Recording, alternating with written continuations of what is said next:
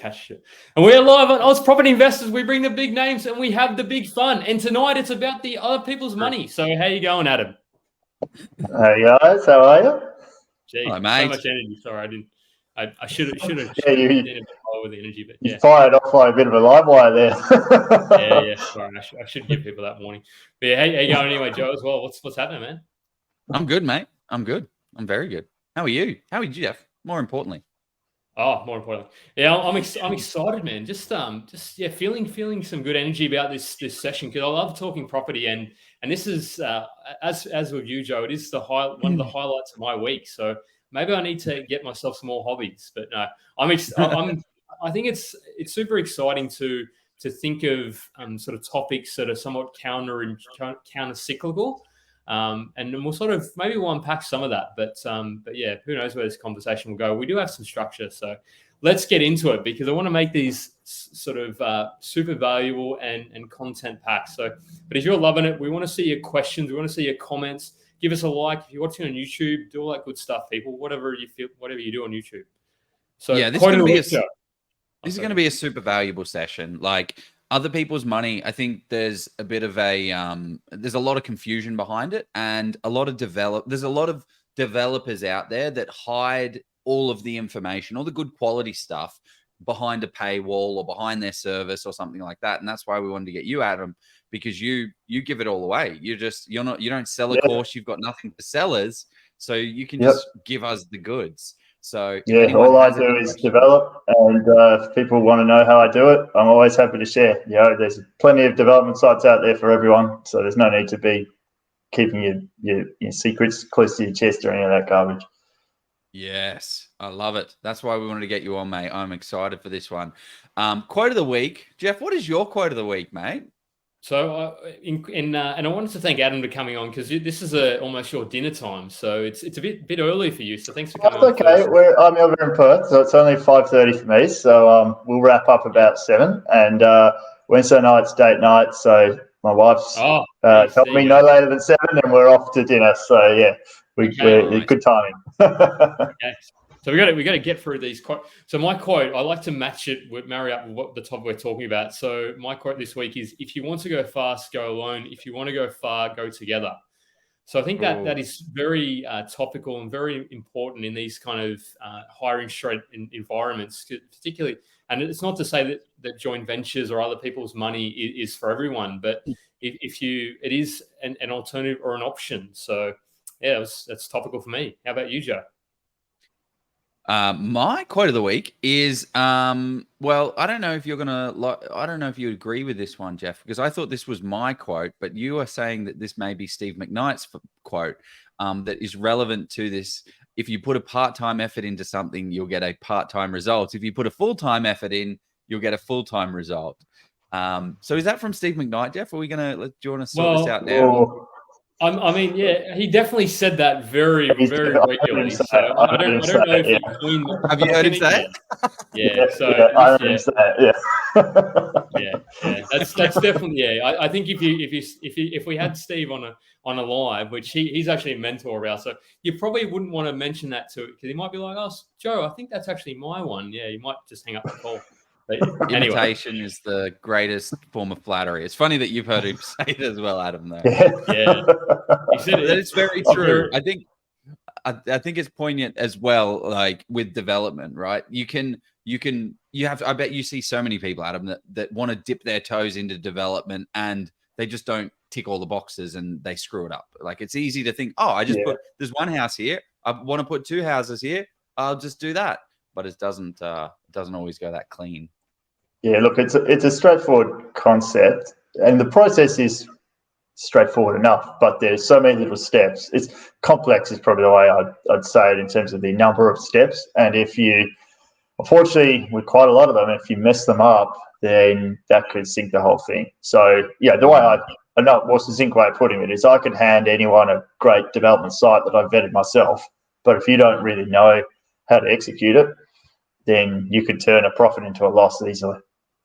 Yeah, I'd certainly agree with that because I've seen it firsthand time and time again. People like enthusiastic amateurs, and with all due respect to them, particularly in a rising market, it's very, very easy to look like it had to find a profitable deal, and then sort of the market turns, which it has sort of turned, and next minute you're turning a sort of several $100,000 profit into something that they haven't factored in a key number in the feasibility. So yeah, on that note, what is your quote of the week? I think that's apt. Yeah, well, I'm all about risk mitigation. So I love the quote from Warren Buffett about his investing rules. So rule number 1, never lose money, and rule number 2, don't forget rule number 1.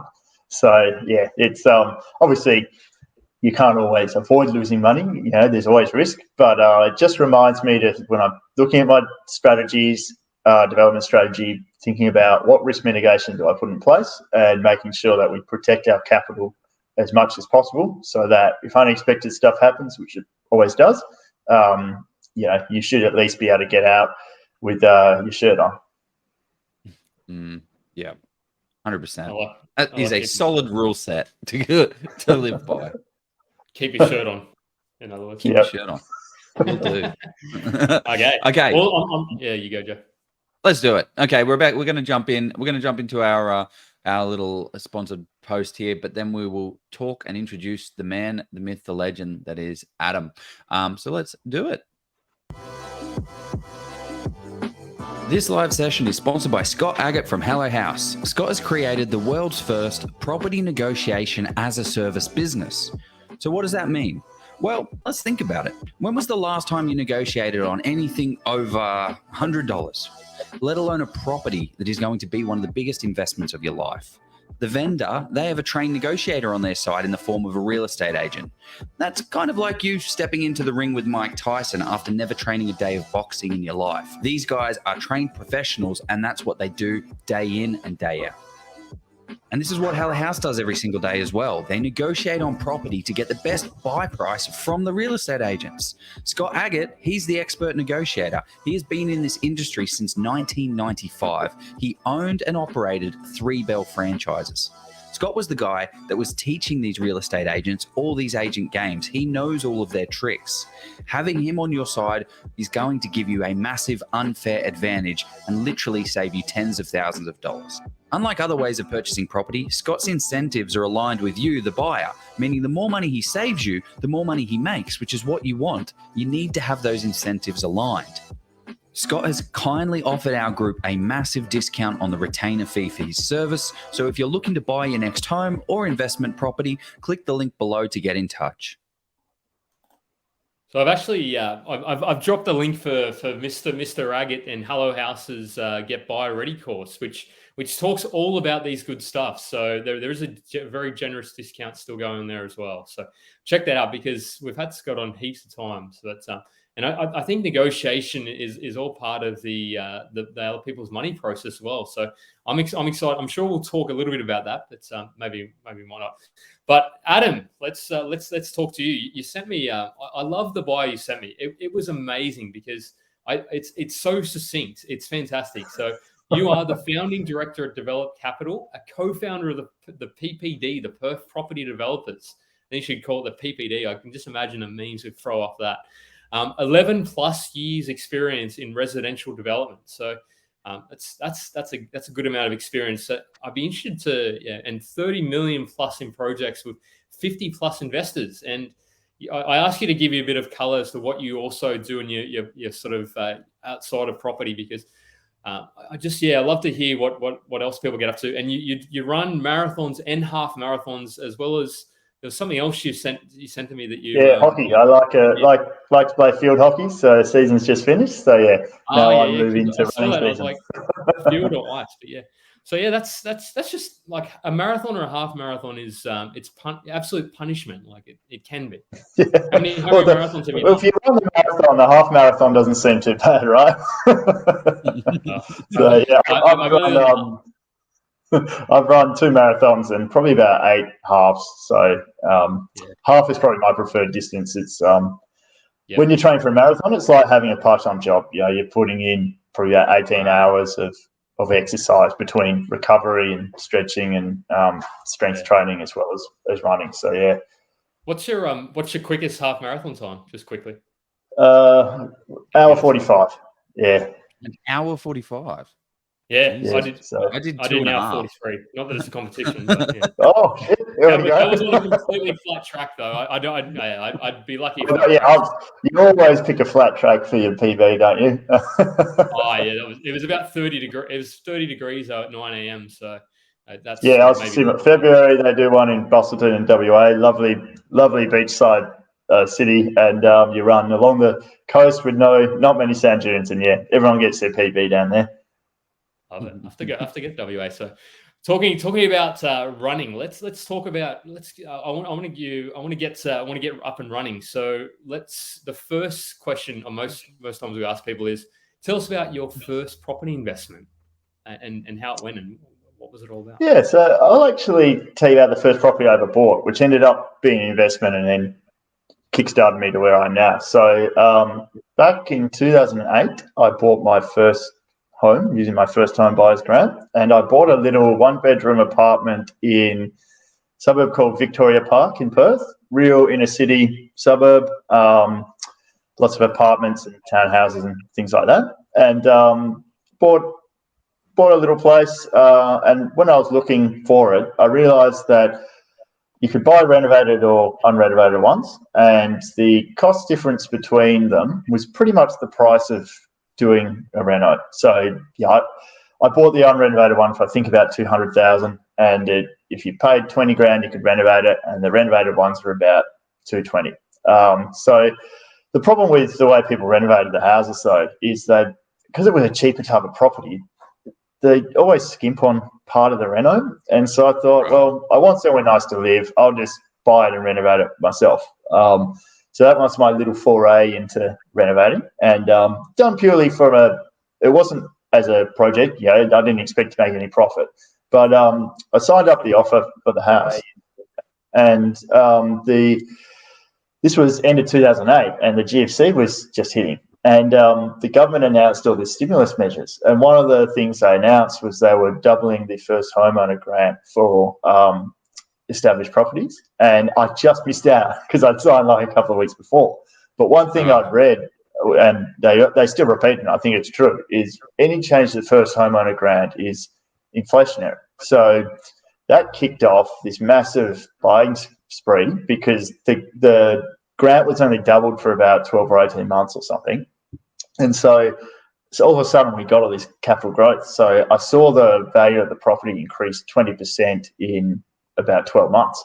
And yeah, I moved into it and renovated it, and was then thinking about, okay, I've got my own place. What do I do next? What's my next investment going to be? And I initially liked the idea of buy and hold, but one thing I was really worried about was I only had enough money to buy one more property, and if I bought something and it didn't grow, then I'd be stuck. And I started reading Steve McKnight's books.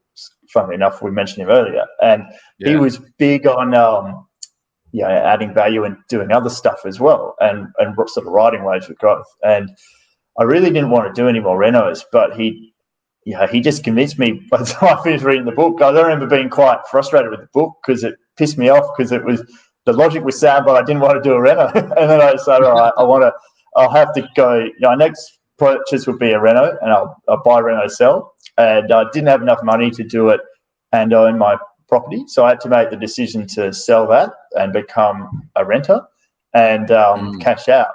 And in hindsight, it worked perfectly because the price peaked off this first homeowner grant increase, and I cashed in at what was the top. I found that out in hindsight, and the prices then went down over time because the stimulation wasn't there. But I'd gone and bought something, done a reno, done well, made my first profit out of that, and that sort of kickstarted my development career. So, okay, well, that's awesome. So you made what did you sell it at? Like 290,000, and I bought it for 200, and reno all in reno was about 220. So it was a nice little. The stars aligned in many ways. Just an example of if you take action, sometimes you can get a bit of a windfall. I never expected it would grow. I wasn't buying it for a profit. It was just somewhere to live. But it all worked out. So you went straight into development after that. You're like, okay, cool. I can make money in renovation, but I don't want to do that because I don't like picking up the hammer. What did that look like? Because usually people don't just fall into Yeah, development straight away. Like, talk through that. that's a great question because I use a pretty broad definition of development. I will add, and it's not an official thing, but I still think that renovation is a form of development because you're improving the land and improving the value of something and then selling it on. And also the skills, if you can buy something renovated and sell it and make a profit, that's actually pretty hard to do. And if I meet someone and they tell me they can do that, then I know they've got most of the skills they need to be able to move into the traditional form of development of subdivision and construction. So I didn't necessarily go straight into that though. I did a couple more renos. And then the reason I moved away from them was just scale.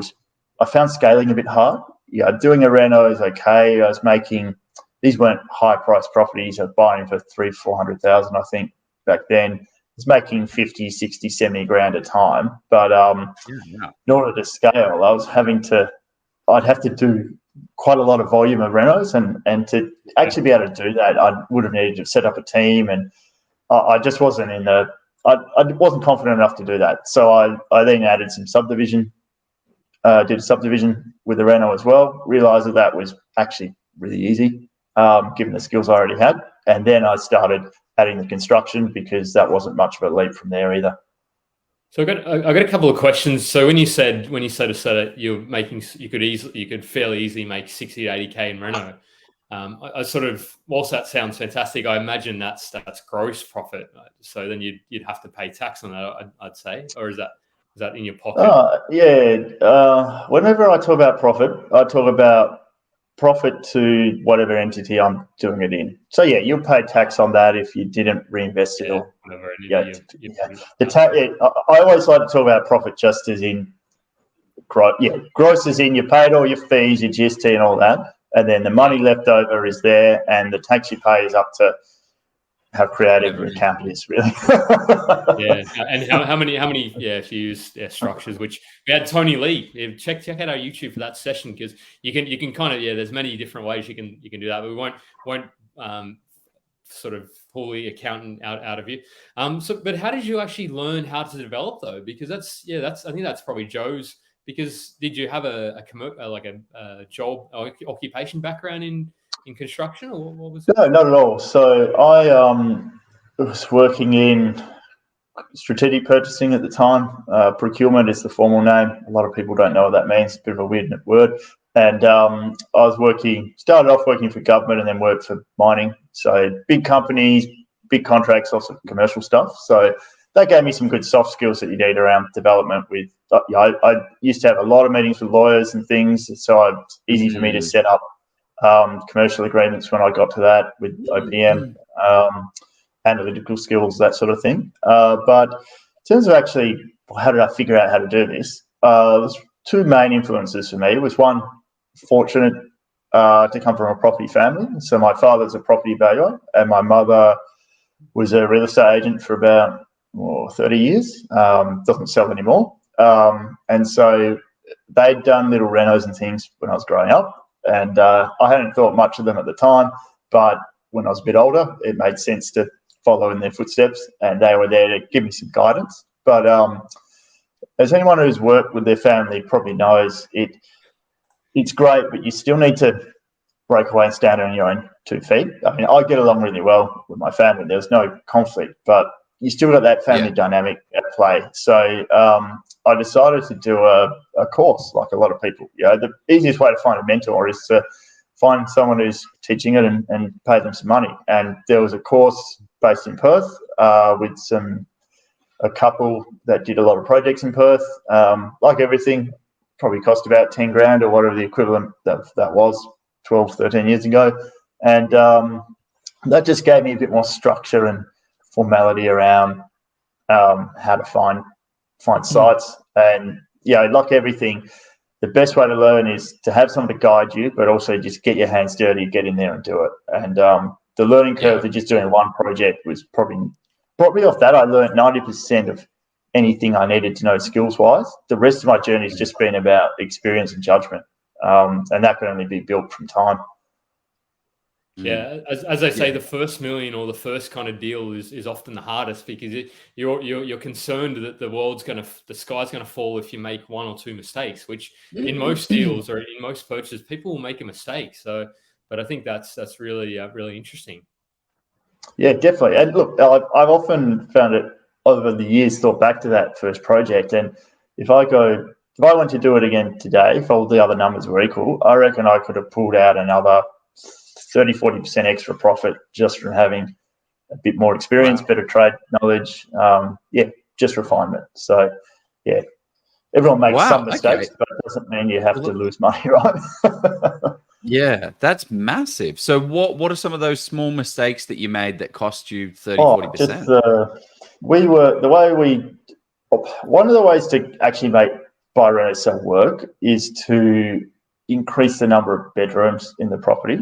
And depending on the planning laws around where you live, that doesn't necessarily mean you need a planning approval.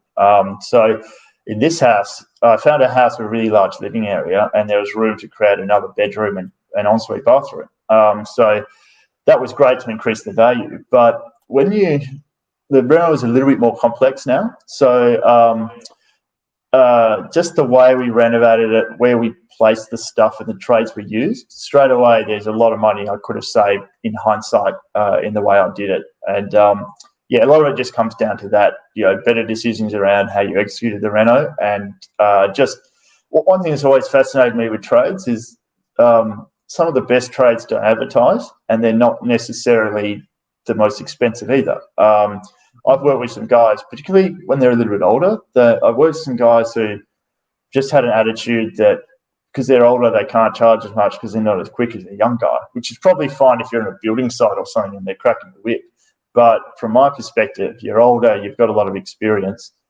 Usually these guys have multiple different skills, different trades, and they could charge literally half of what someone else would charge who's just a bit better at marketing themselves and has that different, set point thing. People just charge how much they think they're worth rather than how much they are in the marketplace. Yeah, interesting. Okay.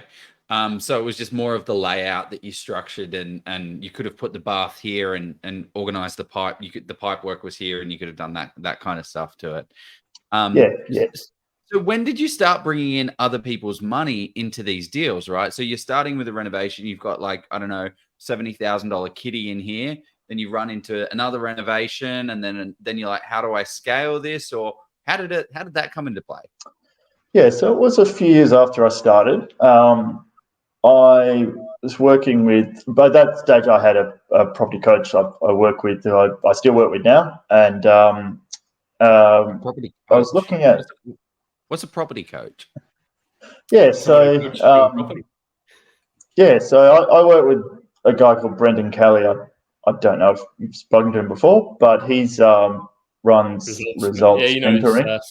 Results mentoring. Yeah. Steve founded Results Mentoring, and Brendan and Simon Buckingham were, I think, some of his original coaches. And then somewhere along the journey, Steve sold it to them, and then they kept running. So it's an education group.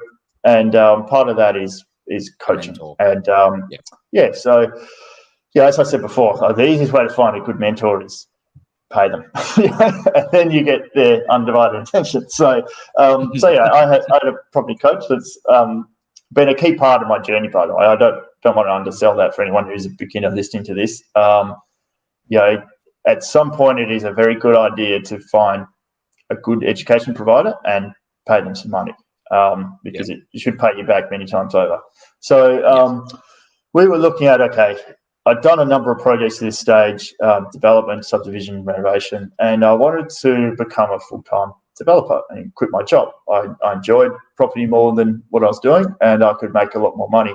But the biggest issue I had was development, and all property investing is very resource intensive. So where do you get the cash from, and where do you get the borrowing? And that's probably the biggest hurdle when I found, from going from being a white collar employee with a good income, monthly paychecks, you're used to just thinking about bank loans and all the rest. And I really felt like I was hitting a wall here, and I couldn't. There's private financiers and things like that, but they will typically charge you more and give you lower LPRs. So you might solve some of your finance problems, but then you're going to need more cash. And Brendan just had been working on me for probably about 18 months of, why don't you do some kind of joint venture, work with other people and get the money that way. They invest in your projects with you. And I was actually quite fearful of that initially because of the responsibility that comes with it. And for me, I'm going to take someone else's cash. I've got to be really sure that I'm doing the best job I can to make sure I maximise the chances of profit. And then going back to my Warren Buffett quote, making sure no matter what, I give them their money back.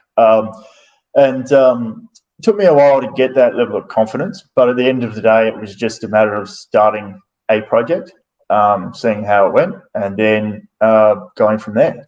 But one thing that I just want to highlight in terms of that anecdote is if you are looking at using other people's money, it is really important that you consider the responsibility you have and make sure you've got a strong background. I only jumped into this when I'd already done quite a lot of other projects. So I knew I had the experience there. I wasn't trying to learn how to do a project and also involving other people because there's too much risk. And ethically, you need to be confident that you are going into this with good skills, because if you're going to take the first one of these I put the borrowing capacity in actually because I still had a job at that point. I hadn't quite put the pin, and the other guys put the cash in. So a big part of what I'm contributing was my skill in being able to do a project. So I needed some confidence that I had that skill and experience. On that point. Oh, sorry. I was just going to say on that point around you had the borrowing capacity. I think now is probably a good time to talk about what are the various components that make up other people's money, like the pieces of the pie. If we could talk to that. Yeah, great question. So I look at it as, from the development lens, I look at it as 3 pillars of property development is the way I like to look at it. So in order to do a property development, you need to have a good, profitable site. You need someone with the knowledge and experience and skill to actually execute, and you need the resources to be able to do the deal. And the resources are cash and borrowing. So, really, sorry, I might simplify that. It is just cash. It's just that typically in order to leverage, you want to get a bunch of that cash from the bank because they lend it to you at a relatively cheap rate. And you can then fill the rest in with hard cash, I suppose. So those are the components, really. Okay. So all it is serviceability partner to be able to go to the bank and borrow, say, 70% loan, and then somebody else to upfront the 30% loan to make 100% of the profit of the deal, like the 100% of the deal. That's right. And any other costs that the bank doesn't lend on everything. The way we do, we'll show a little case study later, but the sort of project I do, we still like to renovate houses. So with that, the bank can lend on renos, but it's complicated. You need a builder involved who probably take too much margin. So we just do that in cash. Subdivision costs we do in cash. And you need your buffers for holding costs and planning applications and all that kind of stuff as well. Yeah. Okay. So what does a typical deal look like? Like, what is the breakdown? Actually, that might be an interesting question. That is an interesting. That's the question I'm interested in.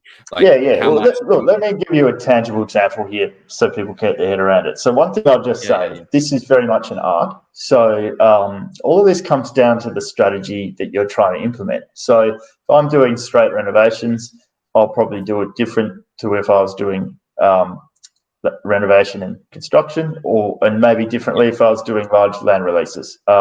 So the strategy I employ is we like sites where we can keep an existing house and renovate it, and subdivide into 3 or 4 lots. So we're building 2 or 3 new units. So under that model, we look at it as having 3 roles. One is the skill role, which is what Develop Capital does. So in our model, we find the site and do all the work required to get the project seen through to completion. Okay. We then split the financial resources into 2 roles. One is the servicing role, and for us, this is somebody who has borrowing capacity that they're not using and wants to lend it to the project. So they're not putting in cash and they're not paying for the borrowing costs. That's paid for by the project. So typical, now you might think, oh, who the hell? Oh, sorry. Yep. There's 2 people in this. So there's 3 people in this scenario, generally speaking. But now you're telling me that there's 2 parties out of the 3 that are no money down. There's the borrowing capacity. There is you, the developer, who's finding, securing, negotiating, and doing the development that's got no money into it. And then the borrowing capacity partner actually has no financial. They're on the hook for the borrowing. So there is a big responsibility there, but they're not actually putting down $100,000. So if you are maxed out, I'd say that they technically are putting the money in though, because they're borrowing the money from the bank. I mean, yes, they're not. It's not, but they're not putting any cash. It's $0 down for them. Yeah, it's a different. I like to think of this as its own resource because yes, the rate of how do you when the art to this stuff is you also have to figure out based on what people are putting in what's a reasonable return, and the borrowing capacity is interesting. So the people we work with, typically people who have they have a good income, but the bank will lend them money, but they don't necessarily have cash there and a desire to go buy a property. So often these might be, we work with a lot of people who are, say, professionals around their late 20s, early 30s. So they've got a good career behind them and a good income, but they've been doing other stuff, traveling, whatever. They haven't been saving up money for a deposit. They want to get involved in property, but they know it's going to take a few years to get some cash behind them. They're saving up, and they've got this borrowing capacity that they're not going to use in the meantime. So they can then lend that to the project. Now, as you said, Jeff, they're definitely putting something in because if we're using residential lending, the bank will ask them to be guarantor for that loan. So there's a risk component there. They need comfort that there's sufficient margins to make sure that the chance of them ever being the property ever selling for less than what's owed is very minute, so that they don't end up having to owe money. So they definitely put something in, but as Joe said, they haven't put in cash either. So it's an interesting role, figuring out exactly what return they get. The way I've looked at it in my model, we look at it as more of a fee rather than a rate of return, because you can't say, when we look at people putting in cash, that's a bit more straightforward. They just put cash in and they get a return for that. We look at typically under our model, everyone gets a share of the profit, so they can share the upside gains when market grows. But there is also, if the property didn't perform as well, they could get a bit less. But for that reason, we target relatively high returns for cash, between 15 to 20% annualized. So that's kind of easy to see where the benchmarks are for that, because we have bank rates of return and bond markets and all sorts of stuff. For the servicing, a bit more difficult, but we typically, for what we're doing, we're buying the site between 800 to $1 million. Perth isn't, I think it is actually the cheapest capital city in Australia, so we're not paying Sydney prices at 80% LVR. So they might. What's that, sorry? I think it's cheaper than Darwin at the moment. Oh, that might be the only. Yeah, they're close. Darwin and Perth are close. It's close. Adelaide, even Adelaide overtook us. So and what was I saying? That might be 640, 800,000 in loan, but they're not necessarily putting that money in as cash. So the way I figured it out, I think I just talked to people and saw what type of fee they'd like, and typically it's about 40,000 ish that they look to get. We find that works pretty well for people. So $40,000 to be a borrowing capacity partner. Yeah. And the key being, though, that they don't pay the interest. The project pays that. That's paid by the project. Yeah, because it wouldn't really make sense otherwise. You wouldn't be getting much if anything. Yeah, so just a $40,000 flat fee at the end of the project term. No, for us, we give them a share of the profit. So before we buy the site, or $40,000. No, not 40. Not 40. Yeah, so they get a slice of the profit, right? So they get 15% of the profit. But before we commit to a deal, it needs the forecast. That forecast slice of the pie needs to show at least $40,000, so that they're comfortable. Yeah, there's enough there to make it worth my while. So yeah, we've kind of jumped right into the rabbit hole there because I've thrown a few different concepts out. One thing I just want to point out is the reason this is an art is if you think about how our conversation's gone, we've thought about what's everyone's role, what have they put in, what's the risk to them, and then how do they get paid? I like to do it as a profit share because, and the reason I do that is more personal preference, that you're doing development. I can promise everyone a return, but at the end of the day, the only way people get paid is if the development makes money and has a profit. So when I put my first one of these together, I thought, well, why don't we just make it pretty straightforward and everybody get a share of the profit? So that way we're all in there with our eyes open and we know that the more money this thing makes, the more money we get. And if for some reason it made less money, then we've accepted that that is a risk of developing. So that's why the servicing guys get a share. And then the people that put in cash get a share. Theirs is 55% of the overall. And then my company gets a share, 30% of the overall. And so what that means is that, we've had good times around the country over the last few years. Prices have gone up.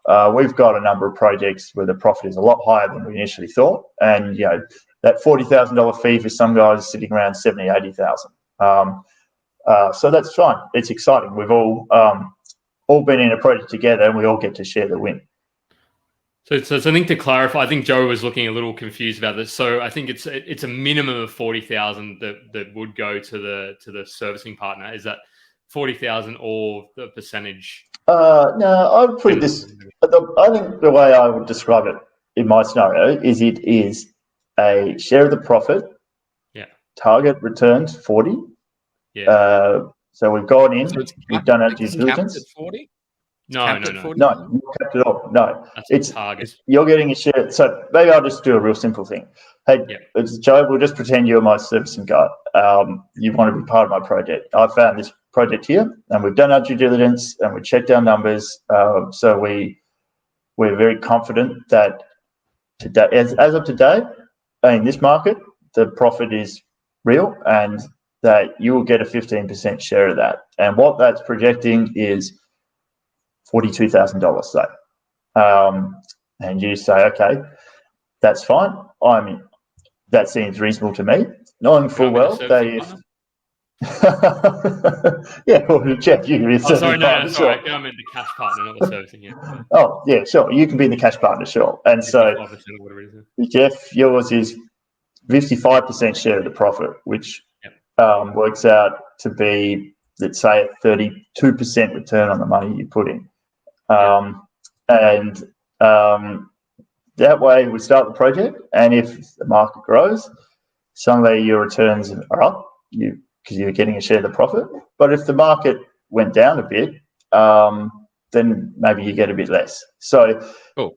Yeah, makes sense. So if we make $100,000 profit, I get 15,000, Jeff gets 55,000, you get 30,000.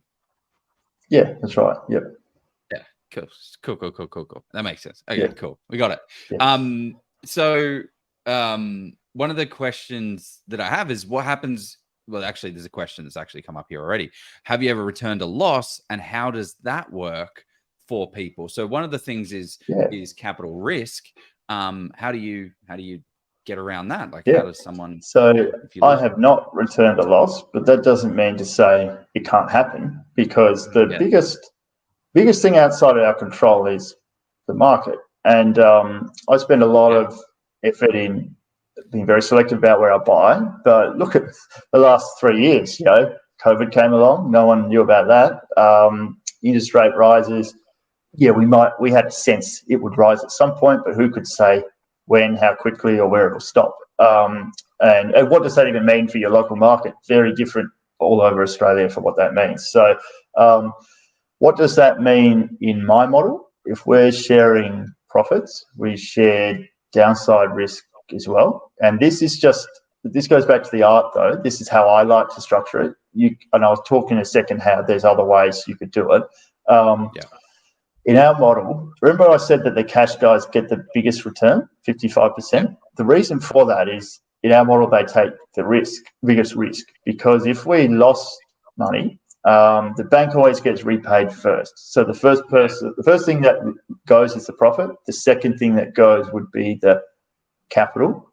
And then if you're at a point where you couldn't repay the bank, that's when the servicing guy might be on the hook. But really, if you're at that point, why would you want to sell the property? No one's getting anything. So, risk mitigation comes into this as well, the strategy we pick and exit points and so on, which is a different discussion. So that's one way. I just want to do an alternative example just to demonstrate to people why this is an art, because we could have done this a bit differently. We could say, well, we won't do profit share at all. I will raise the money and do that as a loan. So, Jeff, now instead of me giving you profit, I'm going to say, give me a 2-year loan and I'll pay you, where's bank interest at the moment? Maybe 8% per annum. That's a bit of a clip on top of the bank. And it's secured by caveat, say. So you've got some security there against the asset. And then Joe, as the servicing guy, I'll just pay you a flat fee. So that's all great. The risk is then more transferred onto me. So if I did the numbers that way, there'd be more profit left over that could be left to the skilled person. But you've then got that risk of making sure your development runs a bit slower and you're running out of time. Maybe you don't get it done in 2 years because COVID hit and things got delayed. In which case, you probably got a penalty interest so on the in the heads of agreement or the JV agreement or whatever it's called, and then you have to pay the servicing partner more. And anyway, I'll let you. And all that can work fine. I know plenty of developers that do it that way, but for me, a lot of it just came down to that aligning. I wanted to align the return with the project so that no one comes into this. The problem if I go to someone and tell them that they're getting a loan and a fixed rate of return is a lot of people will think of that almost like a bank loan or something, and it's guaranteed and locked in, which it is. But what happens if something COVID was worse than it had? There was a different type of COVID. It was really bad this time and killed heaps of people, and property actually did drop 30%, like the doomsayers were saying. And suddenly I can't actually repay the loan because there's no equity in the thing and no one's getting their fee. It's just a personal preference for me that I wanted to line it more up with the project itself. So everyone goes in with their eyes open and we're all working to the same basis, which I found's worked pretty well. When unexpected stuff has happened, everyone's been on the same page. It hasn't been too hard to work your way through it. Yes, I think it's a good time to jump into what are some of the challenges that have happened in projects, and what are some of the more commons?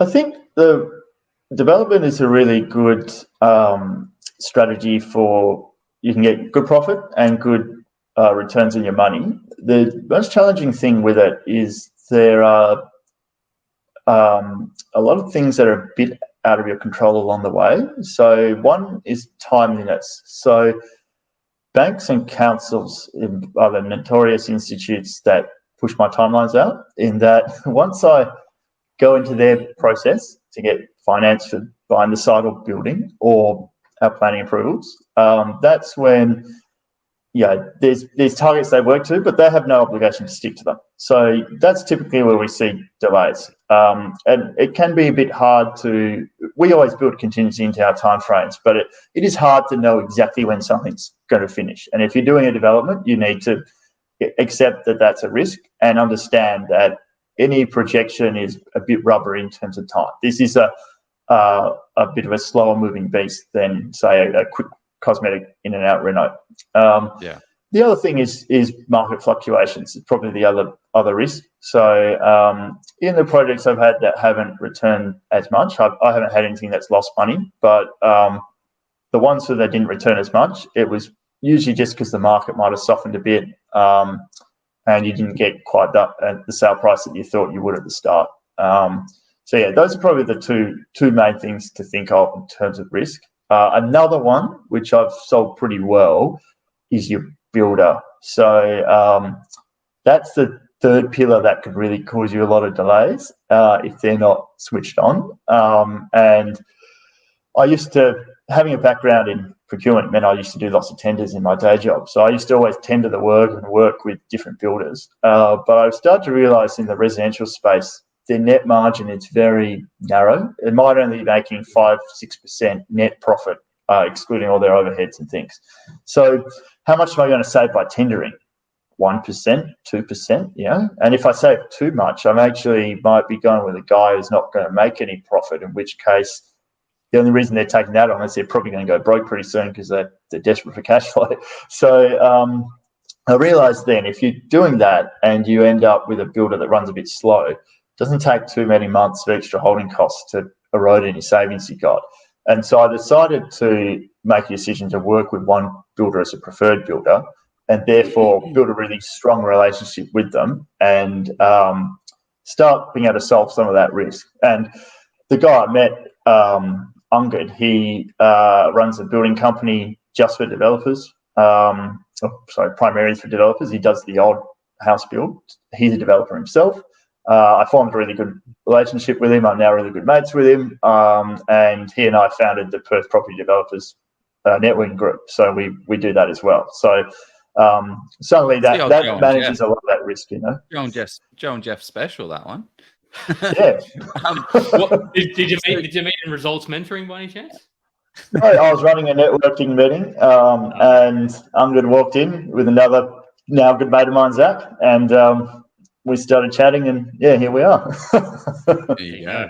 So one of the big things that you mentioned there is picking a good builder. What are some of the things that we should be looking out for when it comes to selecting a builder, and what are some of the red flags that we could potentially be seeing out there? Look, I think the biggest tip I could say is pick a builder that commonly builds what you're building so that you are their ideal client. It sounds obvious, but one thing that is hard with building is the vast majority of clients, when you look at your main builders, the vast majority of their clients are home builders.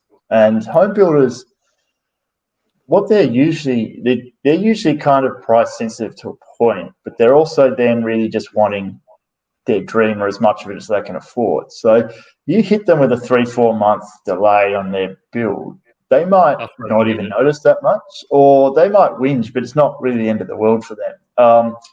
Developers are very different. We're very demanding that we want good quality, we want enough quality to meet what our target market wants, but we don't necessarily want much more, or maybe slightly more to stand out from the crowd. We want it as cheap as possible because every dollar saved is a dollar made, and we want it as quick as possible for the same reason. So dealing with a development-centric builder means that a lot of processes are going to be much more focused to you. So think about something like pre-start with a builder where you go do your selections and so on. For a home buyer, that's a multi-day process and stressing about the colours they need, a lot of hand-holding. For a developer, often there'll be certain things I know about my target market that they need, and the rest of the selections are basically what's popular right now. Give me those. I don't need a very big range at all. So that's one big thing. If you get that right fit, then your builder should be starting off on the right foot. And then the second big thing is financial stability. And that's a very difficult thing to measure, and everyone's very aware of it at the moment because unfortunately builders are going broke, and it's not a big surprise as to why. I mean, if their input costs go up 20% per annum, which they have been in Perth, and I figure it's pretty similar in a lot of the other areas, their gross margin is only 20%. So they're making losses on builds. And how can they sustain that? You need to, you can ask for financial reports and things, but I just don't put any store in that, because I don't care what you were like at one point in time 12 months ago at the end of the financial year.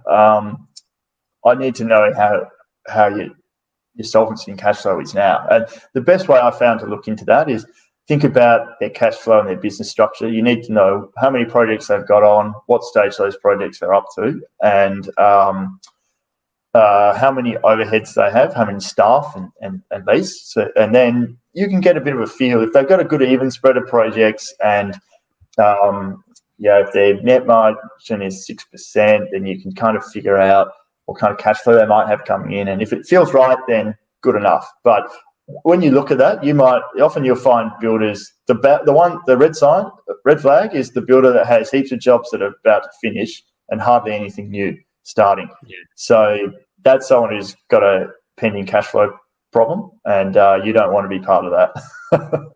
So how do you identify that? Do you just ask how many projects are you working on, and how many have you got coming up? Is it that easy? Yeah. When I met Good and he did the first build for me, I asked him, just can you tell me all the projects you got on? Where are they up to? What's their value? How much staff do you have? And I was up front. I said, I just want to get a bit of a sense for your cash flow. And one thing I will say, just because something might not seem right from the ideal, at least gives people a chance to explain. A new growing business won't have a great cash flow projection, but they might be able to show they've got heaps of cash reserves. And then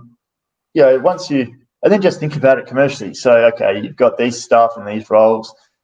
You can just do a back the envelope calculation as to what their likely overheads are, and the total value of their build. So they're probably working on you need to know your market, but in Perth, they're probably working on about a 20% gross margin, 6% net.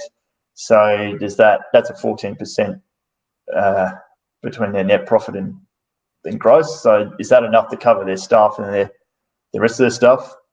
Yes. Well, they're probably that's a fine business to jump in with. So yeah. But yeah, I think we're getting off the OPM and into the how to tender for building though. It's very interesting though, isn't it? But so let's I think we can. It'd be interesting to talk about the types of deals, because it sounds like you're quite you are an arts, like you focus on the art of other people's money, but you do have a system and a process. So what sort of deals do you find works quite well to make sure you're able to deliver a sort of close to a repeatable process? Yeah, that's a great question. So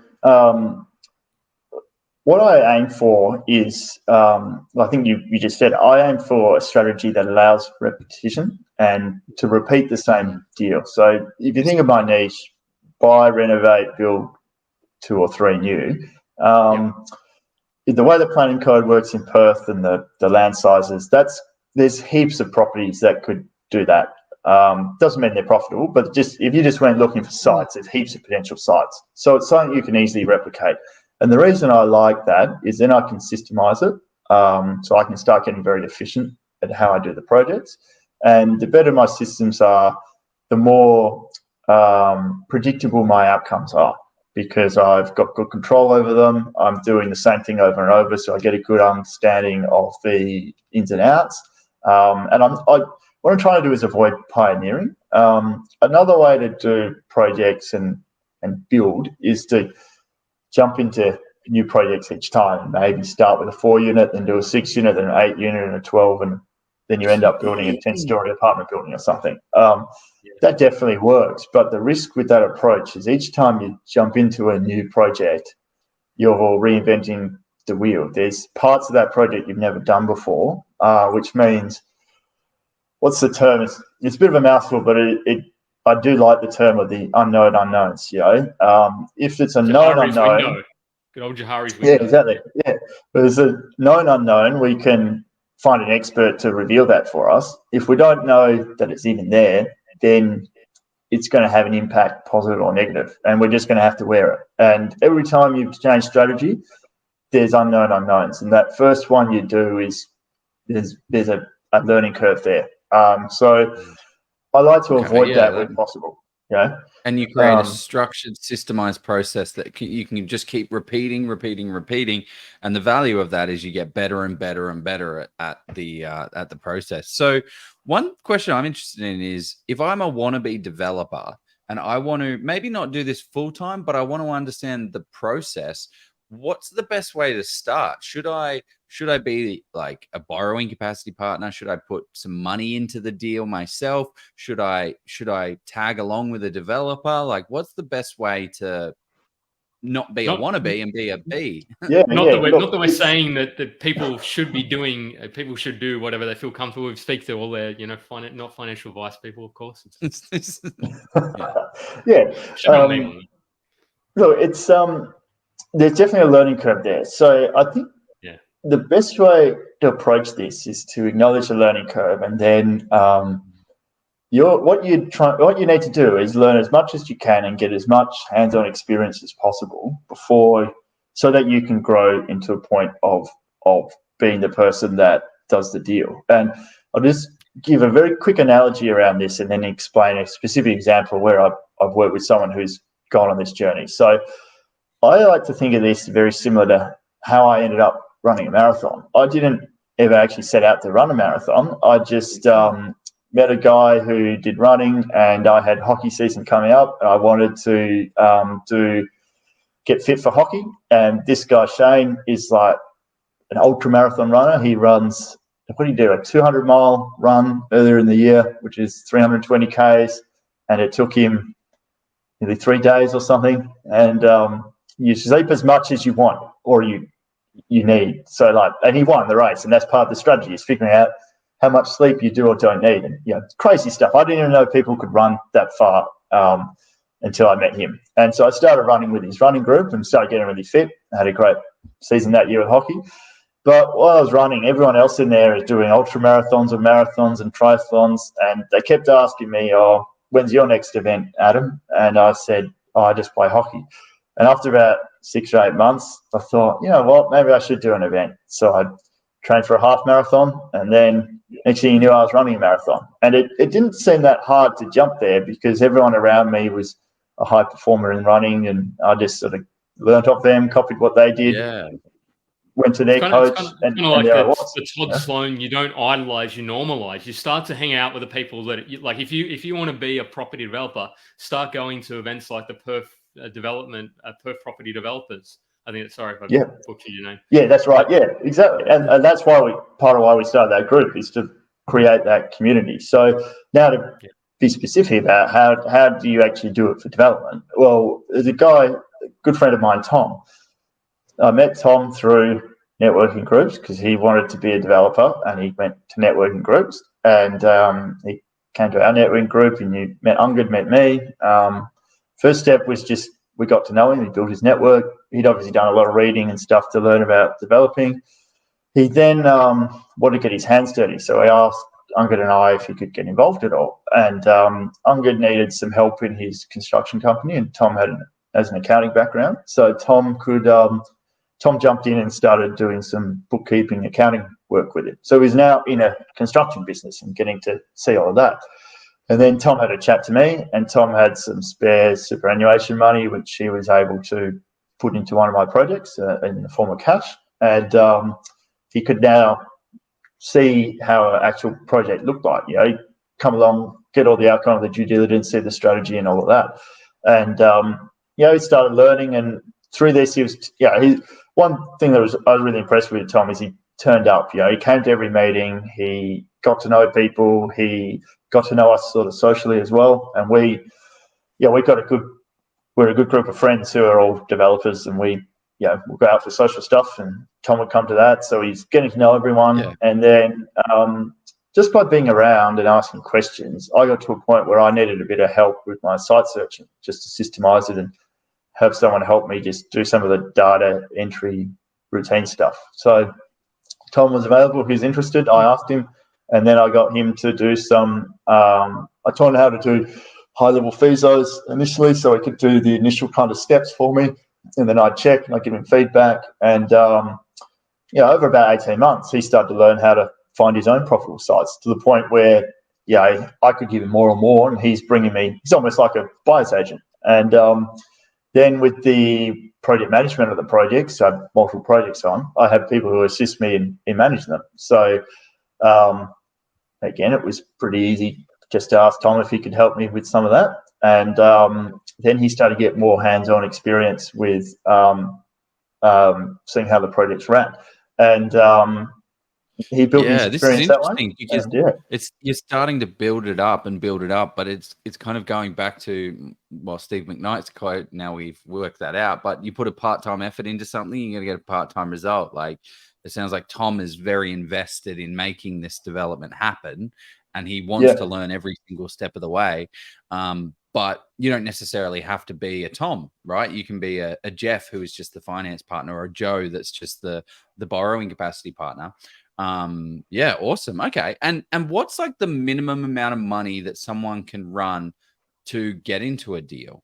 Like, is there like a cutoff where you say, depends on how people structure it. For what I do, the sort of project we're doing, a pool of money, we want a pool of 500,000 in cash and the borrowing capacity, so we know we can go out there and find a great site.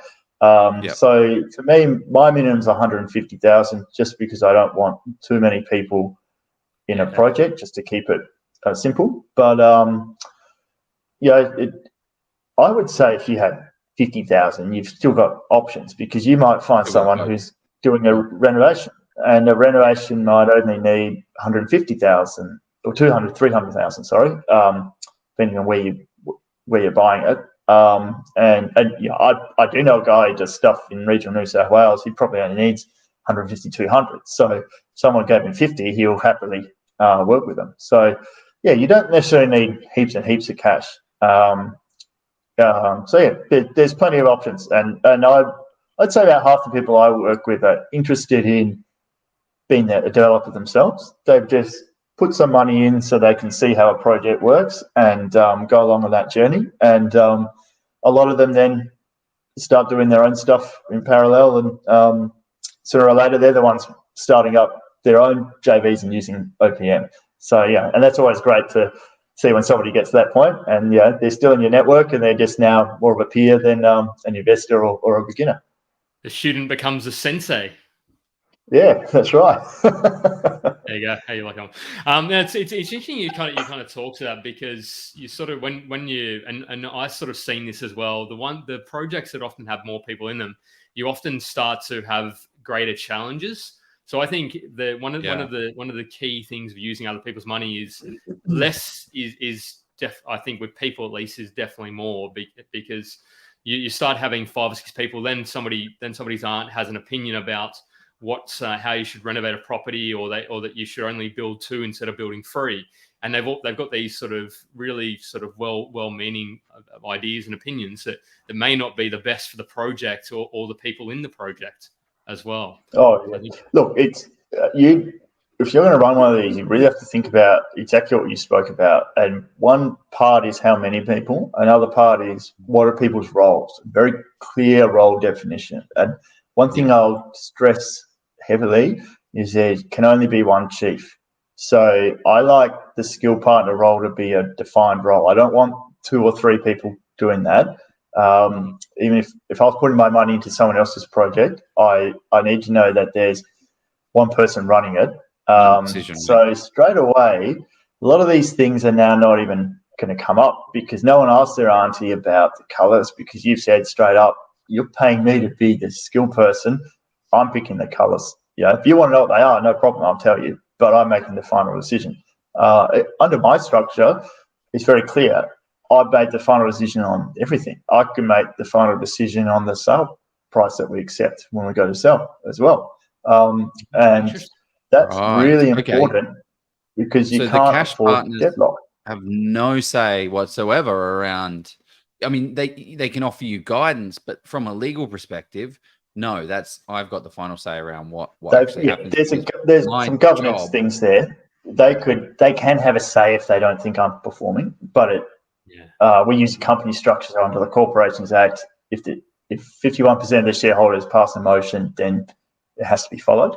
So there's something there. But and the reason I use that as an example, if you think about you're selling a property, trying to accept an offer, and you're going to go to 4 or 5 people and try and get some consensus around it while it's live, no, I'll do that. Exactly. But of course, if for some reason the project the market had dropped and we're looking at a bit of a lesser result, then of course up front I will have explained where the likely range is and got everyone's buy-in that we're likely to move there. But it's important in your legal agreement you have single points of decision making, because otherwise you could hit deadlock, and then that's when disputes happen. Legal disputes. Just a little bit off this topic, but what's the general time frame turnaround for keep the front house, renovate the front house, and put 1, 2, 3 at the back? Pre-COVID, we would say 18 months under and this depends on your planning jurisdiction, so different around the country. We now target, we say 24 months now, just because COVID led to a lot of delays. That's winding back. At its peak, because of the construction boom and all the stimulus, there was delays in every part of the system, from banks running slow to titles office running slow to construction running slow. Those delays aren't out of the system. It's hard. If you're starting something today, maybe you do get it close to 18 months because all those things resolve as you get there, but you don't really know. So we'd rather just add a bit of contingency in. It's not a super quick process. So you need to make sure and going back to Jeff and how many people involved, something else, there's something else I want to point out, that sometimes some is better than one though, because if you're doing a 18 months project, the guy said, Jeff, I need 500,000 to do the project. Very different to if you're just putting in 150. So you're not putting in your life savings and all your investment portfolio necessarily. So that changes how much of a risk it feels to you. And I often meet people and they're keen to jump in, and sometimes they can fund a whole project themselves, but usually we'll just have that conversation. Why don't you, maybe you just put in your 150, 200, 250 for this one, and if you want to do if you like how it's going after 6 months, you can always jump in another and spread it around a bit. It's kind of about learning to crawl before you can walk, and sort of actually building that relationship with the person who's running the project as well, because I think that's vital. It's about the relationship and feeling comfortable, because if it is a huge financial decision to put sort of $500,000 into a project with somebody you've not. It's about trust and communication, all that sort of building the relationship. And you don't want project timelines can blow out. So with COVID, we've got a number of projects, the profit's up hugely, but the timeline's looking more like 3 years rather than what we initially targeted. But it doesn't necessarily mean it's a disaster for people, because if they haven't got all their eggs in one basket, they're not under financial strain. That's actually a really good point. What I would like to do is jump into a bit of a case study around this, of like looking at what a real deal actually looks like. And covering off. But before, who's excited for a case study? Throw in the comments. If you want to see a case study, drop study in the comments. And if you don't, we'll have to end the broadcast, because there's not much else after that. We're also going to get to Q&A as well. So we're going to do that all in the next 20 minutes, because it's date night. So. Throw your questions. All that fun stuff. We're just going to run one more ad, and then we'll jump straight into it. The amazing thing with commercial property investing is that in most cases, it's cash flow positive from day one, which means that you can drive those profits towards paying down the debt. There are instances with commercial property investing where you can actually have the property pay itself off over 10 years, which is absolutely crazy. With commercial property, you get massive net yield, so you can expect anywhere between 6 to 10%. And as we've seen in the current boom, these properties not only provide large cash flow, they do certainly grow wildly in value too. Now, with big rewards comes some risk, and this is why you should de-risk your investment as much as possible. And the way you do that is with expert due diligence. And this is why we highly recommend people hire professionals to help you along in your investing journey. Steve Polisi of Polisi Property is one such expert. Being a chartered mechanical and structural engineer in a past life, Steve draws on his analytical and mathematical skills to do that expert due diligence for you. With 6 years experience in the space, Steve has over 1,200 property transactions under his belt. He's the guy you want in your corner, crunching the numbers and finding the best properties in the best locations, along with ensuring that you avoid the mistakes. Steve has actually even written the book on commercial property investing in Australia. And not only is it a bestseller, I believe it to be the most comprehensive in commercial property investing on the market today. He's been generous enough to give us a massive discount for our audience of 50%. So use the code OZPROP, click the link below, get a copy today, and start learning and getting on your commercial property investing journey. And I was going to say, with that, we've got to speak to Steve's birthday this week. So if you put birthday in there, you'll actually get 100% off the book. You have to pay the new one as well? Yeah, the resi one. So you got to do a post for that anyway, Joe. But no, let's get into the case study. So Joe, you've been chopping the bit to get this case study up. So I'm excited to see what this is, because there's nothing like looking at a real deal or real kind of situation. Real deal makes perfect sense. So what I'm going to do is share my screen, but it's going to take me a second. It's going to take you a second. Apologies. It's going to take me a second, but we're going to do it. So what also bringing? How many deals have you got on the run at the moment, Adam? Just quickly. We've got 12 at the moment, and a couple are just about to finish. And I have been looking at a pretty good development site just this week, so might be adding another one in the next couple of weeks if it starts along. We'll see how we go. That's exciting.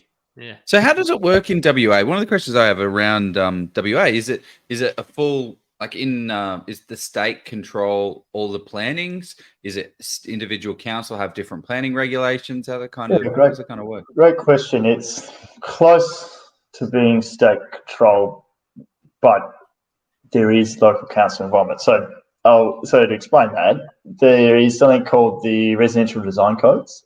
They set out the residential development standards. I'm just talking about group dwellings here, townhouses and single houses. There is also a similar thing for apartments. And then each local council can then set the zoning under their local town planning scheme. And they can also create local planning policies, which can vary parts of the residential design code. But it's not a free-for-all, that has to be approved by a state government body called the West Australian Planning Commission. So they're not going to let them, there's got to be reasons for it. And often it's, the idea behind it is to make sure it's suitable for, it takes into account the nuances of different areas. So in the city, there's things like heritage and different, older suburbs have different streetscapes to new suburbs.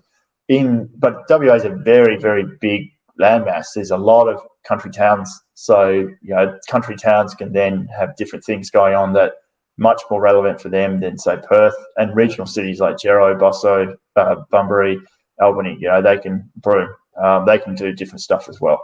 So super interesting.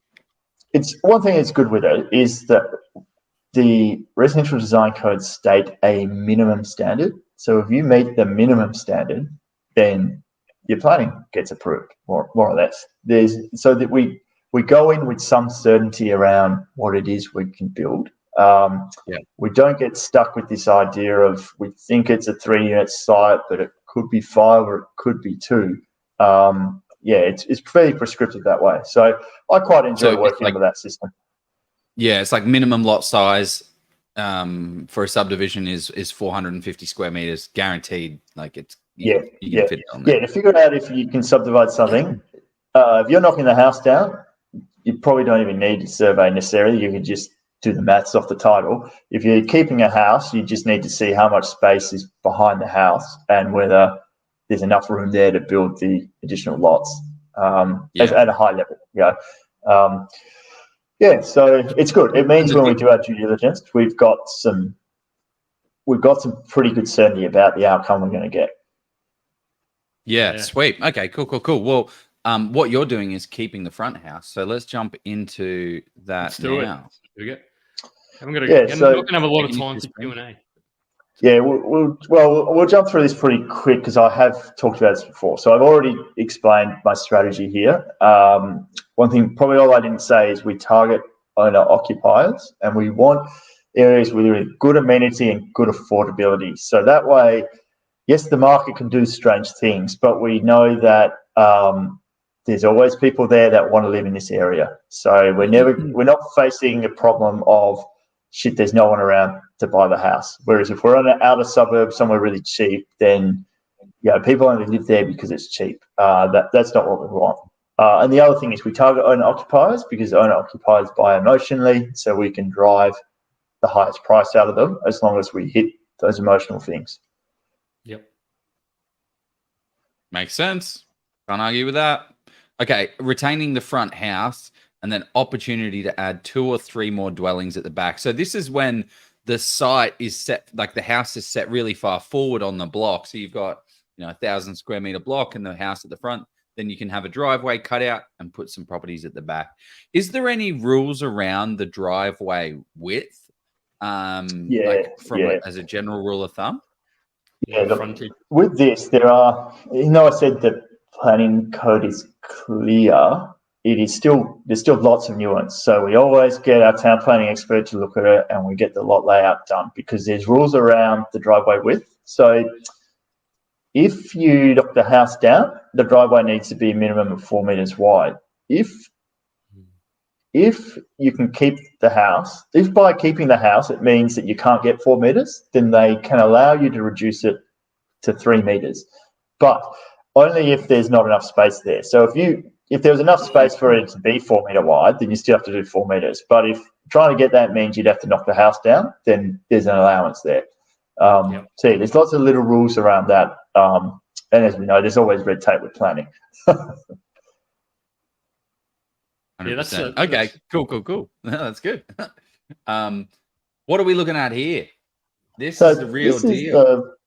A project we're doing in Mount Lawley. So we sold the existing house, and we got the plate height finishing for the construction at the back. So a real good example of what I've talked about. It's keep the house, and we're building 2 behind, 2 townhouses, 3 bedroom, 2 bathroom, 2 story. This suburb is a affluent suburb of Perth. It's not quite in the super rich area, though parts of it are. But it's Perth's median price is 500-ish. I lose track, maybe high 500s. Joe, do you happen to know where it sits? Somewhere around there. And end sale for the new product of this would be low millions. So not towards that upper end of the market. We purchased the site in 2020, just before COVID. We purchased for 951,000, and timing was great. We're now looking at quite a higher return. We sold the existing house for 955,000 a few months ago, earlier in the year, and so if you sell one component for more than what you bought the site for, you're on a winner. And a lot of that came from market growth. We saw probably about 30% market growth from our initial projection in sale to that sale. So that's really pushed the profit up for this one. I did mention before, this sort of thing you'd expect about a 24-month time frame. This one's looking more like 3 years because there's a lot of delays along the way with building boom and just disruption from COVID and things running slow. That's why the forecast returns there are higher than what I sort of mentioned before. The servicing person on this looking at like 84,000 and so that 40,000, and investor we would have targeted low 30s and now 54. So that's just an example of if you do profit share, there's an upside that's shared with everyone. And yeah, at the bottom there, just an idea of the capital we needed, 570,000. The borrowing, that's the peak borrowing. So with the construction loan as well. One thing with servicing, and servicing is always a bit rubbery because how much are you actually contributing, given in construction loan, they still factor in the forecast rent for the completed product, which contributes towards the servicing. So, the site loan was 80% of 951, whatever that would be. And yeah, total cost about that 2.5 million mark. Perfect. Yeah. So one of the things when I just straight up look at this one picture, a lot of trees on the site. Is that a concern for you when you see a whole heap of trees? One day, the tree huggers want to get us to sort of like Victoria level where you can't cut down certain trees. But the council I live in actually tried to do that, but the state government overrode them. So in Western Australia, you can just cut down whatever tree. If you live in a more I'll rephrase that. That's not quite right. In Perth, in the urban areas, you can just clear trees. You don't need permits. If you're in like the forested areas, there might be some controls with some councils, but I've never come across it. But so taking those trees down, the tree lopper came in and I think we just used a demo guy actually, took them out. Street trees, very different story. Or you can possibly move and cut them, but I just assume they can't go because the council's going to give you a hard time. And there are policies around when you build a new house. In most councils, there's policies around having to plant a new tree, at least one tree to give that tree canopy cover, which I think is quite a pragmatic way to deal with it. You can still build houses for people to live in, but then you landscape well so that you don't get this heat island problem that we've seen in the past with bad development. Yeah, it's interesting, and obviously every state is different. Like South Australia, for instance, they have rules and regulations around things called significant and protected trees. So willow myrtle is a protected species, and gum trees are a protected species. And if there is a significant tree, which is a tree that anyway, who cares? The next thing that I noticed on this thing is the driveway looks a bit steep. So is the lot sloping back? Yeah, so that just street visual that it's on, see how it looks like it's a two-story house at the back? At the front, it's only single-story, right? So that gives you an idea of the slope. What's interesting with this site and what really attracted me to it is it's on I don't like to buy on busy roads. I prefer just back streets as a general rule. In this instance, I made an exception. This is I don't know what you describe it. It's not a back street. It's the next step up. So it's a major road in the suburb, but you don't get much trucks and that kind of thing. So the noise isn't that bad. And it is 800 metres from a very popular, I guess you call it village centre, entertainment, hospitality district. It's Beaufort Street in Mount Lawley. Very well, people want to be close to that. So the amenity offsets some of that noise. But noise is a consideration. So what attracted me to this site is because it slopes down, the front house has a solid wall at the front, which you couldn't build now, but it was built in the past when you could. So that offers quite a bit of noise protection. And then the new houses are down below the ground. So they have noise protection because of that. And it's also, if you were on the roof of that house and you turned around looking towards us, you can see city views. So it has a really nice aspect. So, that driveway has some slope, but it's not – there's rules around the slope of a driveway, but it's not so steep that it impact any of that. And then when you get sort of to the back part where we built the houses, that's all fairly level. Yeah, so when you do build these, though, stormwater, do you have to pay more for pumping the stormwater and things up the hill? That's a great question. This is sand soil in this part of Perth. A lot of Perth is sand in the flat bits. You go into the hills and it's clay, and if you're near rivers, you can get clay too. But sand means what we need is soak wells, which just control the flow of water into the ground. So they just specify the number of soak wells we need. If this was clay, probably couldn't develop it. You're right. What would you do? How do you get the water up? Because Perth pump it up the hill. Yeah, well, it's interesting. And if you are developing in Perth, we have a lot of sand. So with clay, councils don't always deal with it as well as that. I don't know if they allow you to pump it. In other parts of Australia where everything's clay, that's a common thing.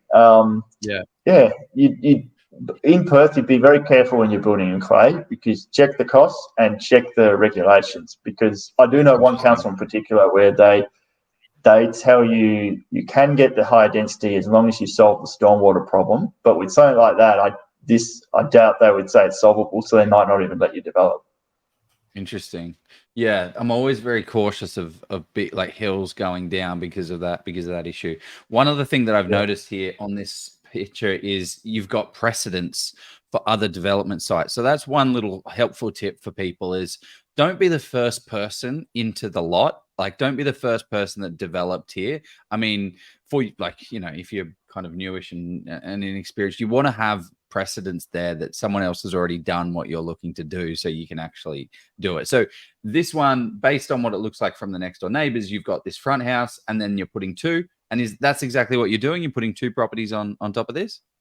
No, what you said is a great tip, because you don't want to be pioneering, but you always, in your due diligence, check with your town planning consultant. So you can't actually build them that way in this council. And this is a great example of that local planning policy thing I said. So under your state design codes, absolutely you could build that. But in this council, they introduced a local planning policy that requires you to have a minimum setback from the rear of the property.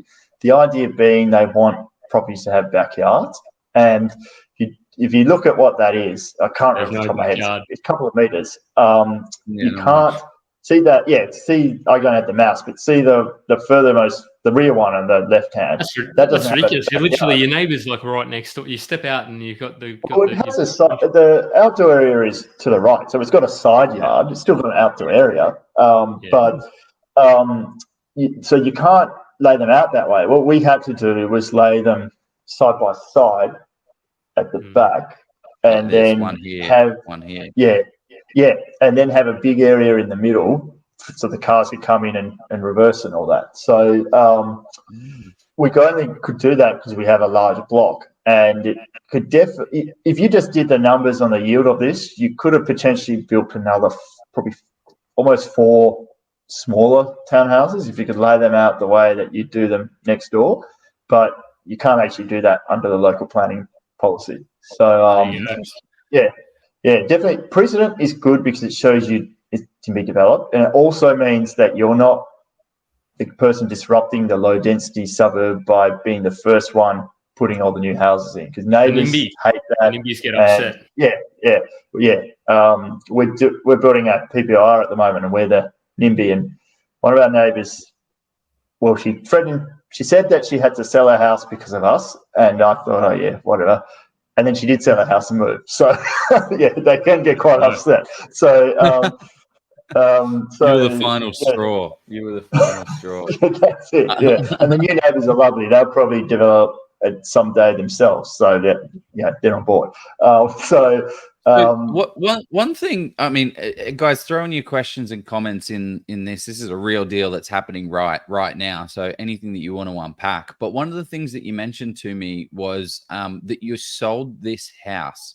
So you haven't started to building this out, and how does that kind of? We have. What I like is that you've got multiple exit strategies when you do this. Yeah, sure. Type of deal. So can you talk to that. So we sold that house before we started building, and the reason for that is building costs have gone up a lot. So I think at that point it'd been about 30% increase from when we started the project pre-COVID. So our servicing got a bit tight.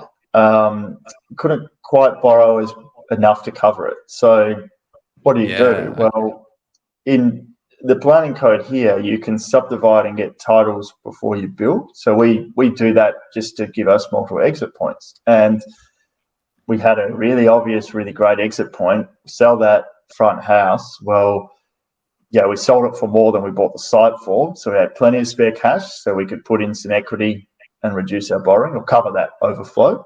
And we also ended up with a bit of extra cash, so we can also return some of that capital before we finish the project. Yeah. Awesome.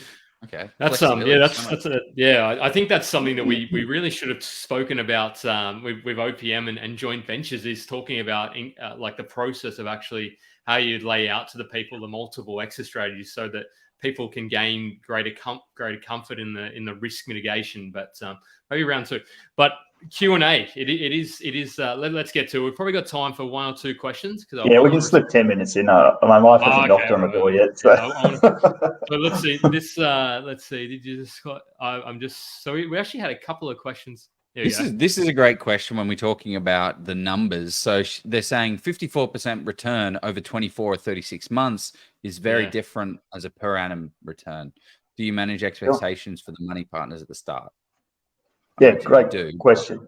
That is why I line it up with profit and set the expectations. And pretty much everything I've said on this is that in development, you can't quite, the end date is always a risk. There's things that we can control and things we can't control.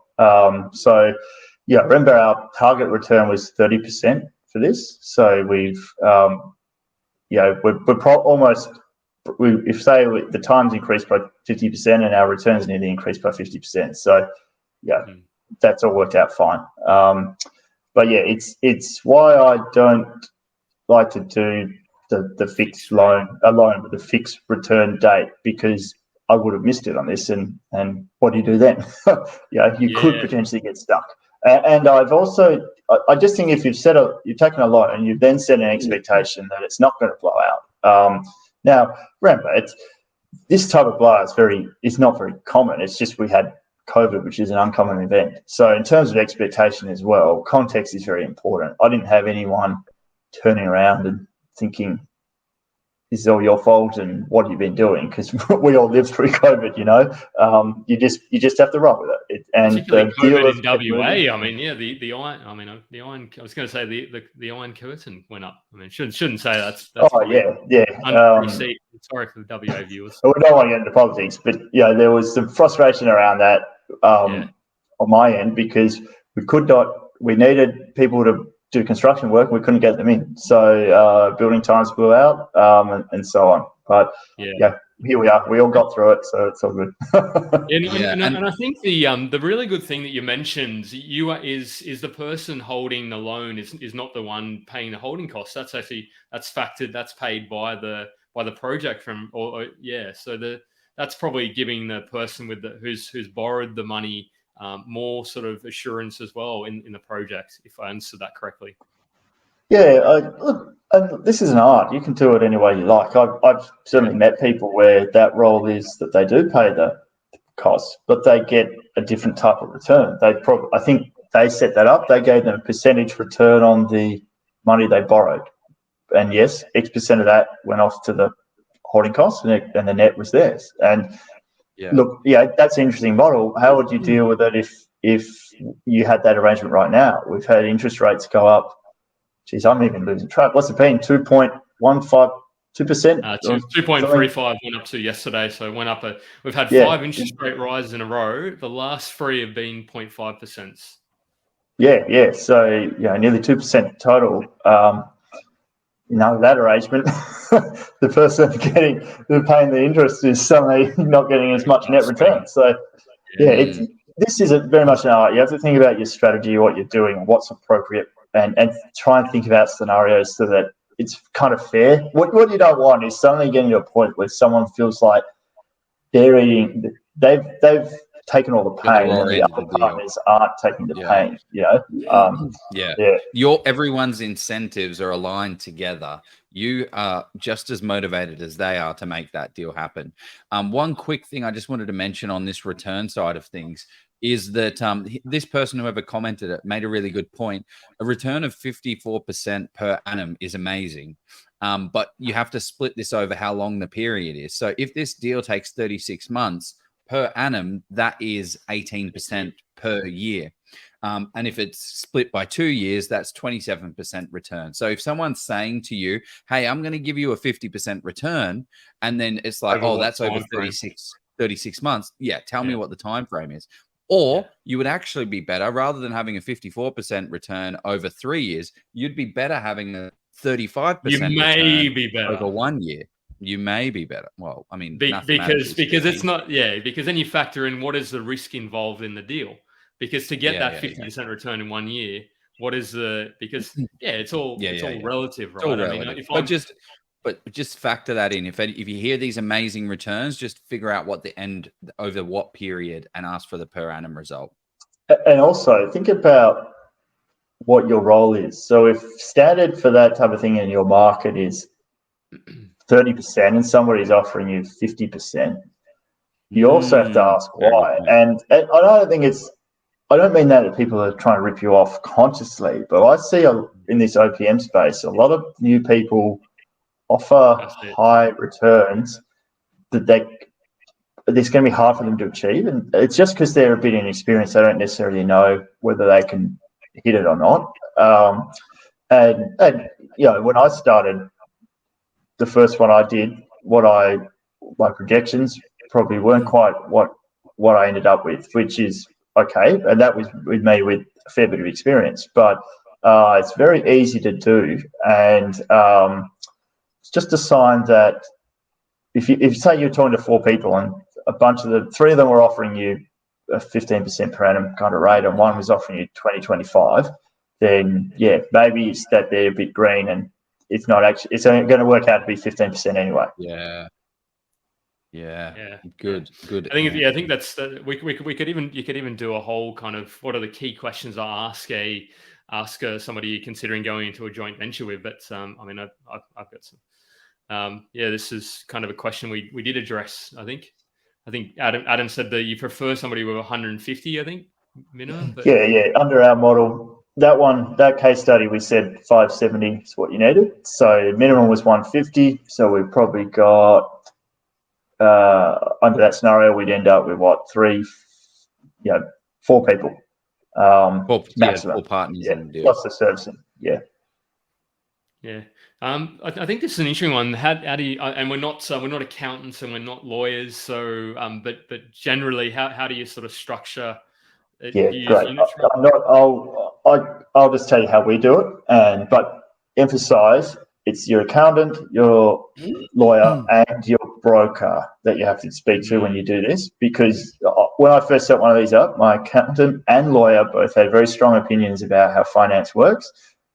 Only my broker actually knew because he's doing it day in, day out. The other guys were seeing it often, but not every single day. And we use a company structure. So the servicing person becomes the director of that company and they provide the guarantee that way. You do it with a trust, but exactly. A trust I'm sure would work too, but the reason we didn't want to use a trust was 2 things. One, banks with a company, there's something called the Corporations Act, which provides standard set of laws that apply to companies. So when banks look at that, they already know that that's the case. When they look at a trust, each trust has a trust deed that specifies exactly how it works. So when they see a trust, they know they've got to look at the trust deed, and it's just way more hurdles to jump through. And with this size project, we're on residential lending, so we don't have necessarily a very sophisticated person on the other end. So we just want to avoid the complexity. And so we picked a company for ease of loan, and also because of the Corporations Act, it meant that there were certain rules that applied. So from a governance perspective, it gave investors certain rights by default, which we felt was just fair, so that they knew there were ways to take control if I wasn't performing or whatever. It's all black and white and all set out already, rather than having to go through trust deeds and spend more money on lawyers figuring all that stuff out. That's the thing I really I respect and appreciate with you, Adam. Whilst you're clear and you're directive, you're also fair. You're not somebody out. Well, just a couple of conversations. It looks like you're the type of person who you aim to consider other people's perspectives and positions, not to sort of purely focus on your own interests. So which I think is thanks. something. Yeah, I think that's really key with OPM. If you're doing this, you're a group going on a journey together, and if it's fair and people are aligned, when these unexpected things come up, you can ride through them. It's when somebody feels like they're being ripped off that you can get conflict, and we don't want conflict. We want successful projects and happy endings, I suppose. You don't want things. If a development falls apart halfway through, then you're in trouble because you've spent money, but you haven't necessarily got that value back yet in terms of its market value. Yeah. Love it. Question here: with builders folding and materials cost on the rise, how do you mitigate the risk here? Yeah, that's a great question. So, firstly, I've got my preferred builder, and he's a good friend of mine. I was in his office today. I can work out of his office. I know all his staff members. He encourages me to talk to them directly if it's relevant. So I know what his company's doing. So builder selection, crucial. Secondly, how you set up your project and your strategy to make sure if your builder fails, you're not going down too. So I've had a project where a builder went broke. And the biggest risk is that because you're building under this kind of resi build, you're doing stage payments. So you pay fixed amounts at certain milestones. For cash flow, the builder always has to be ahead. So when they invoice you, the amount for the work done is less than what you've paid. That's in a normal market. When the prices are going up, we've got some jobs where the builder's making a loss because the price went up so quickly. So if he went broke partway through and I go to a new builder, it means the cost of build is going to be higher to finish. It's going to be higher than the net of what I paid versus what I had afterwards. So what that means is your bank's approved money for the loan. If your builder goes broke, you're going to have to tip in cash to get it finished. So you need to be make sure that you can keep the thing going. And all states have some form of insurance around this that is drawn when you build. So if the builder goes broke, the consumer has a level of protection in WA. As long as you're building less than 4, this is why we only build 2 or 3, you can be covered for up to $100,000 in cost overrun. So, that's a little bit of protection there. Yeah, well, these builds are higher end townhouse, about 500,000 each. So that's 25% buffer. And then the other thing, why we love to keep the houses and renovate them, is we add value pretty quickly and we subdivide and have individual titles. So if we got stuff and we didn't have the money, we can still sell a house if we haven't sold it, sell a block of land. We're not typically, if you think of the value curve of how much you spend on a development as you go and how much the property's worth, we don't spend a lot of time with the property being worth less than the amount we've spent because we've added value quickly in the renovation. That's probably a 10-minute thing to really explain what I mean by that, but maybe I'll just simplify it. Just think about what happens at what point if your project ended, would you owe the most money compared to the lowest market value? And typically it's if you've knocked a house down, it would be lock up. When you get to lock up, that structure might be worth something. If you put it on the market, someone might pay you something for the land plus the structure. Before that, I don't think many people would. And so you've paid all this money to the builder that hasn't added any value. That's your real danger point. Yeah. There we go. But this is a bit of the last question, and it goes to David. He is a regular viewer and a great supporter. So I love your support, Dave. Keep going. So he just says, how do you get resi lending instead of development lending? Do you delay G's? There's 2 questions there. So resi, I can probably answer this one, but resi lending, you basically just have to keep it under a certain number, I imagine, isn't it? Like if you go over that goes into Yeah, look, commercial? I'm certainly no broker, but the key for us has been the type of property and the number we build. And it only falls in with some lenders, but that's why I work with a broker. He knows who they are. The second part around GST, this is a good question. Any form of value add, renovation, subdivision, development, talk to your accountant and get the advice, because you're likely to pay GST and capital gains tax if it's in your own name and so on, right? And my view with tax, I know there's ways to do things in your own name and try and string that along. I think, let's face it, you're making money, expect to pay tax. I like to sail down the middle road. I don't want to be on the bleeding edge, because I don't want to suddenly find out the ATO wants me to pay my whole heap of money. And for us in developing, we're creating a new product, we're paying GST. We're not trying to dodge that at all. We pay the GST and we claim the credits as appropriate. We do our BAS with our bookkeepers, and it's all black and white. So if the ATO ever came to audit us, we should be pretty close, and we don't have any problems. And you're probably doing the GST claiming on a quarterly rather than annual basis, I imagine. Yeah, that's right. You could even do it monthly. We don't bother with that, but quarterly is a good level for us. Yeah. How many developers do you? Oh, sorry. How many developers do you see that don't claim the GST credits? Or surely all of them do. Okay. So I'm not an accountant, so you check this yourself. But a lot of this also comes down to intention. So if you were going to hold, then I know one person who holds the stuff for longer term, so she won't claim the GST. But if you hold for long enough, you won't pay GST on the sale. So that's why she won't claim the GST when she builds, because she intends to hold for long enough not to pay it on the sale. Because you wouldn't want to. You may, if you can't double dip, right? The ATO would ask you to pay it back, and they ask you to pay interest on the lost years that they didn't have that money. Yeah. That's a great. I mean, somebody's asked a follow up, but it is date night, so let's. I think people will absolutely love this session, and if your projects are, how does this look?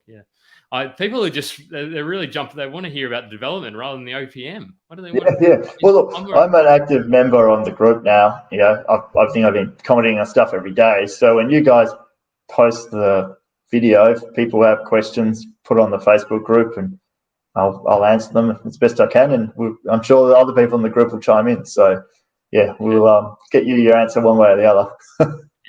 Really appreciate the value you've added here, Adam, and just the time you've taken as well. We said an hour and a half, and we've gone nearly. We went over a little bit, but I think this is there's a lot of detail in here that you've covered off that people don't hear everywhere else. And I appreciate if you're digging in and giving us that detail, because in developing, especially, the key is in the detail.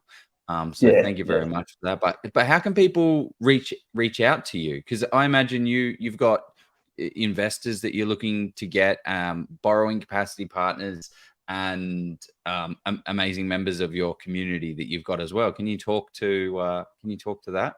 Yeah, definitely. If the easiest way to get in touch with me, if you've seen this through the Facebook group, is I'm a member. So feel free to send me a message.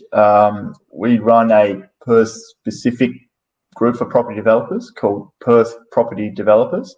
Feel free to jump on there if you want to know more about developing in Perth. We post videos and have an active community similar to Oz Property Investors. And that's probably the best two ways. Send me a message if you have any specific questions. If you're interested to find out how it goes with working with me, then get in touch, and I can always have a chat to you from there.